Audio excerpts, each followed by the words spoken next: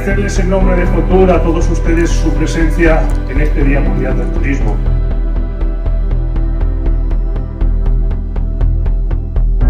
Algo tiene la Comunidad Valenciana que en un escenario adverso se enamora a los turistas y vienen.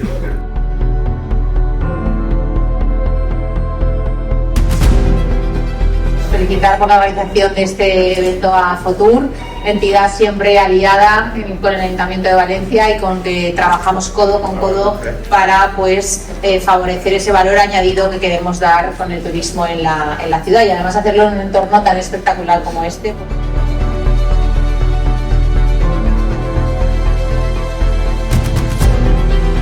Que el turismo sin el ocio no existiría, porque ocio es todo, desde que uno sale de su hogar, cierra la puerta, se va a un brunch, a un restaurante, a un festival, a un copeo, un tardeo, ya es ocio.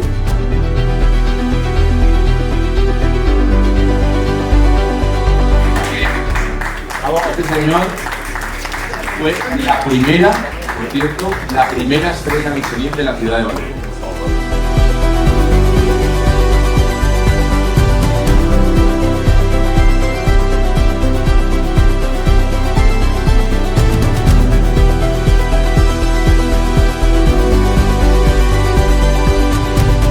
Gracias a todos los presentes, gracias a todo el sector por toda su dedicación y porque están haciendo de la Comunidad Valenciana un destino abierto, diverso, plural, sostenible e innovador.